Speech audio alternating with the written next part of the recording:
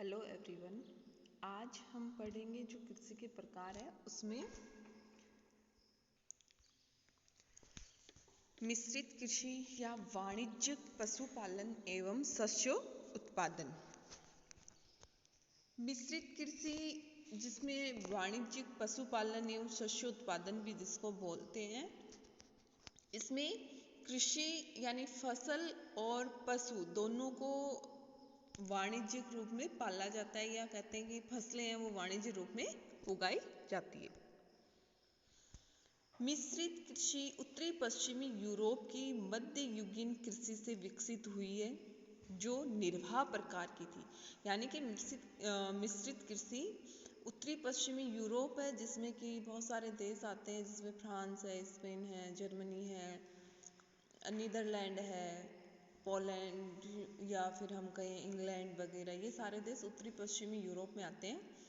वहाँ ये मध्ययुगीन कृषि थी जो कि निर्वाह प्रकार की थी। पहले लोग अपना बस गुजारा बसारा करने के लिए कृषि करते थे, लेकिन अब यह वाणिज्य फसल द्वारा और पशुओं के विभिन्न अनुपात तथा संयोगों में प्रचलित है।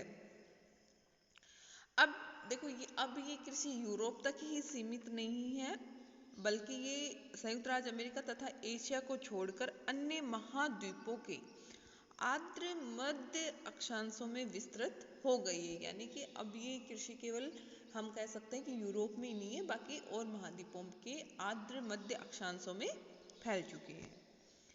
मिश्रित कृषि फसलों तथा पशुओं की परस्पर निर्भरता पर आधारित है, जिससे भूमि संसाधनों का अनुकूलतम उपयोग सुनिश्चित होता है।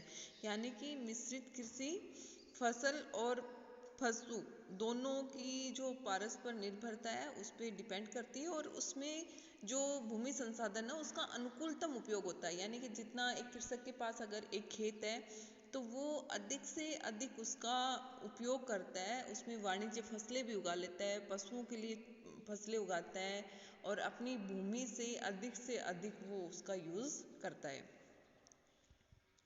इस कृषि प्रणाली की विशेषताएं अनेक भौतिक, आर्थिक, राजनीतिक एवं सामाजिक कारकों के संयोगों का प्रतिफल है।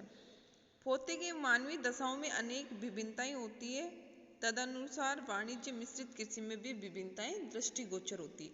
यानी कि इस कृषि प्रणाली में बहुत सारी जो इसकी विशेषताएं हैं वो उसके भौतिक, आर्थिक, राजनीतिक एवं सांस्कृतिक जो सामाजिक कारक है उनके संयोगों का मतलब उनसे परस्पर मिलके उनका एक प्रतिफल बनता है। अब देखो, हर जगह जो भौतिक, आर्थिक, सामाजिक के सारे कारक हैं वो समान नहीं होते हैं, इसलिए वाणिज्यिक मिश्रित कृषि भी अलग अलग क्षेत्रों में विभिन्नताएं रखती है। अब इसकी कुछ विशेषताएं हैं, जैसे कि उत्तरी अमेरिका में औसत फार्म आकार 10 से 15 हेक्टेयर तक होता है, और ये फार्म व्यक्तिगत परिवारों की संपत्ति होती है तथा परिवार के श्रम से ही ये चलते हैं। यानी कि एक फार्म पे एक व्यक्तिगत उसका अधिकार होता है कृषक का, और उत्तरी अमेरिका में इस तरह के औसत जो फार्म है उनका आकार होता है 10 से 15 हेक्टेयर। मिश्रित कृषि की सबसे महत्वपूर्ण विशेषता फसलों तथा पशुओं का समेकन है। यानी कि इसमें फसल और पशु दोनों का समेकन मिलता है, और ये इसकी सबसे बड़ी विशेषता है।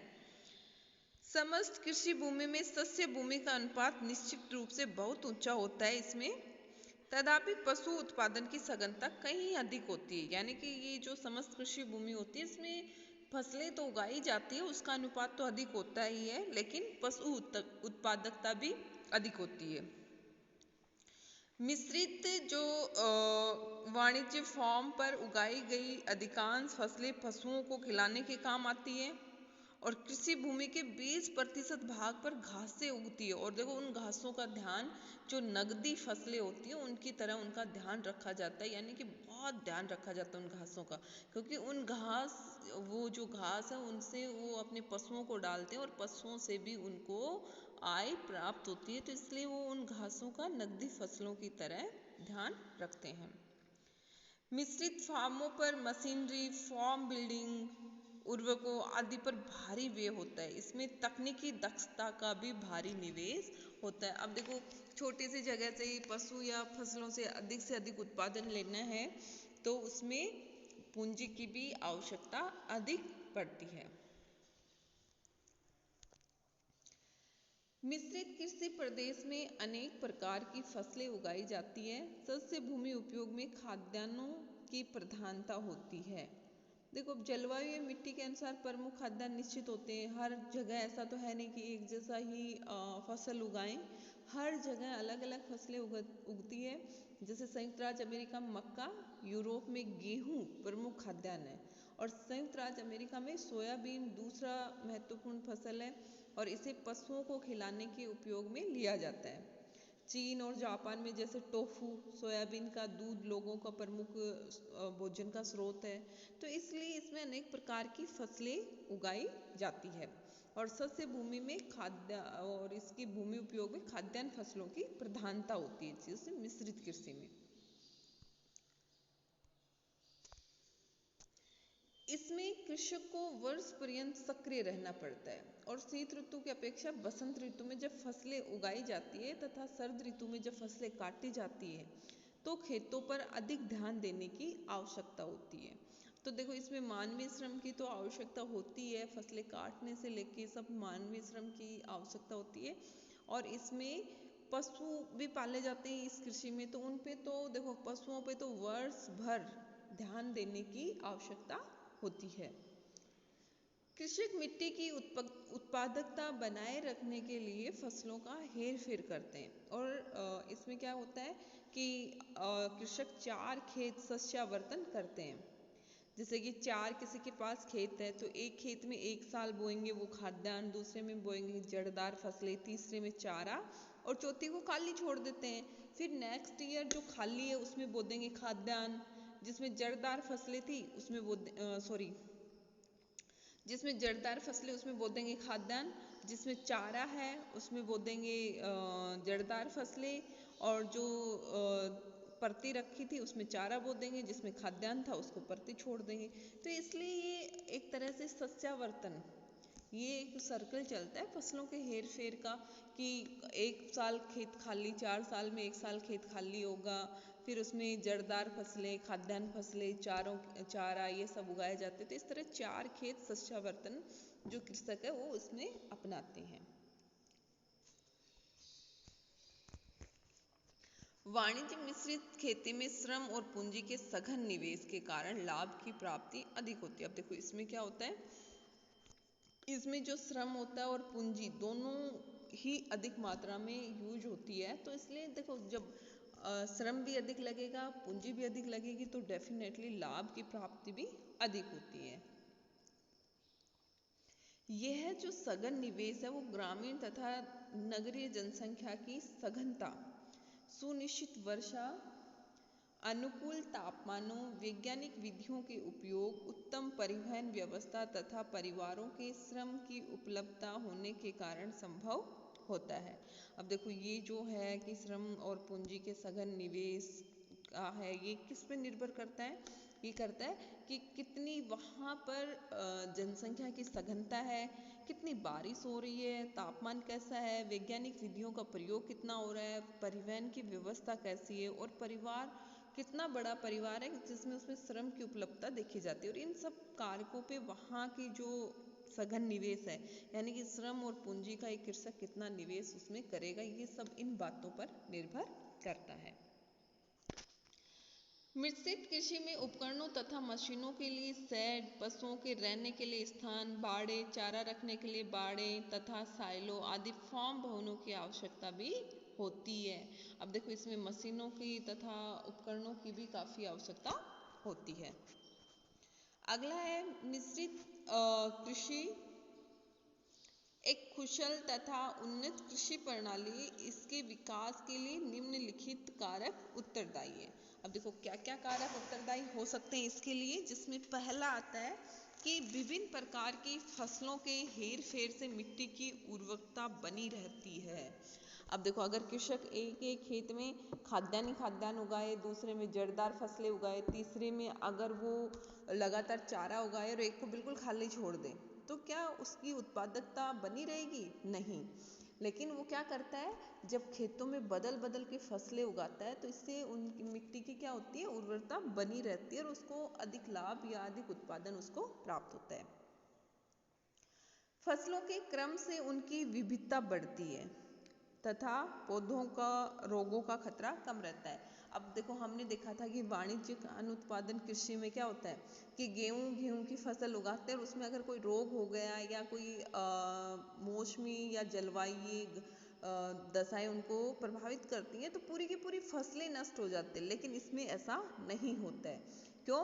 क्योंकि कृषक एक खेत में चारा उगाता है, एक में खाद्यान्न उगाता है, एक में जड़दार फसलें उगाता है, तो इसलिए फसलों की विविधता रहती है, जिस कारण अगर एक फसल खराब हो गई तो कोई नहीं, कृषक को दूसरी फसलों से आय या उनसे उत्पादकता प्राप्त होती है। तो इसलिए इसमें फसलों के क्रम से उसकी विविधता बढ़ती है। सस्यावर्तन से पशुओं के लिए सस्ता आहार प्राप्त हो जाता है। अब देखो, सस्यावर्तन खेत में एक चारा के लिए उगाते हैं, चारा ही उगाते हैं खेत में, तो इसके लिए क्या होता है, इससे वो होता है कि उनके पशुओं को जो सस्ता आहार है वो प्राप्त हो जाता है।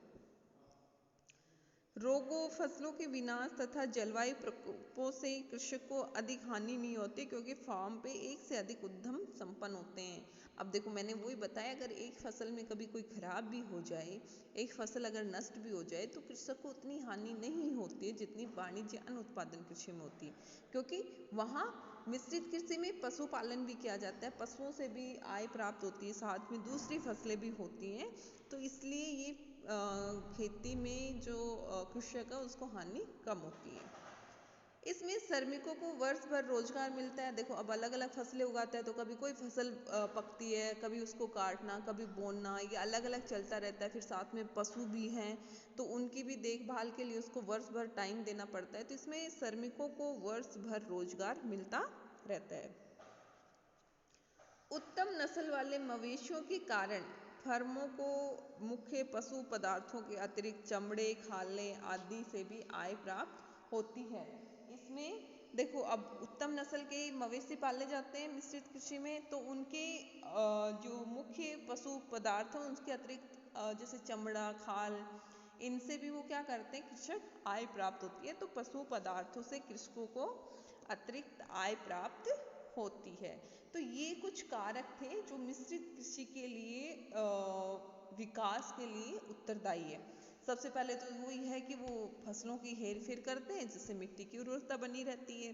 दूसरी, फसलों के क्रम से उनकी विविधता बढ़ती है और पौधों का रोगों का खतरा भी कम रहता है। अब अगर एक में रोग भी लग जाता है तो दूसरे में नहीं लग पाता है, तो फसलों के विविधता के कारण रोगों से भी उनको फसलों की बचाव हो जाता है।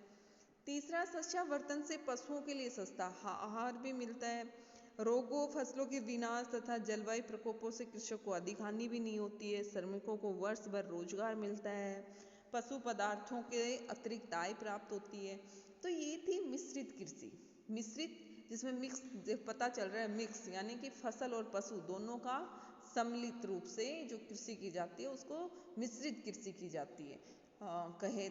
मिश्रित कृषि कहते हैं जिसमें फसलों और पशु दोनों होते हैं और दोनों का वाणिज्य स्तर पर उत्पादन किया जाता है। इसमें खाद्यान्न फसलों का, भूमि उपयोग में खाद्यान्न फसलों को अधिक महत्व दिया जाता है। और वो भी देखो, खाद्यान्न फसलें भी अलग अलग जगह पर अलग अलग प्रकार की होती है। इसमें मानवीय श्रम और पूंजी दोनों की अधिकता रहती है। इसमें कृषक को वर्ष भर क्या रहना पड़ता है, सक्रिय रहना पड़ता है। और इसमें कृषक हेरफेर, फसलों का हेरफेर करते हैं मिट्टी की उत्पादकता बनाए रखने के लिए। और इसमें जो है फॉर्मों का आकार भी 10 से 15 हेक्टेयर तक होता है।